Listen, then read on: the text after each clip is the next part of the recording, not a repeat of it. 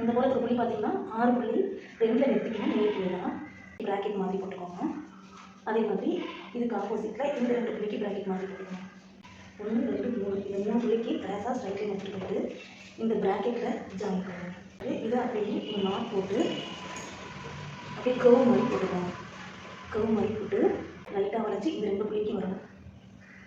இப்படி வளைவாக இந்த 2 புள்ளிக்கு எடுத்துகிட்டு வந்து ஸ்ட்ரைட் லைன் போட்டு லைட்டாக இதில் வளைச்சிக்கலாம். வளைச்சிட்டு இந்த 2 புள்ளி வரைக்கும் ஸ்ட்ரைட் லைன் எடுத்துகிட்டு போயிட்டு இதில் ஒரு நாட் போட்டுக்கலாம்.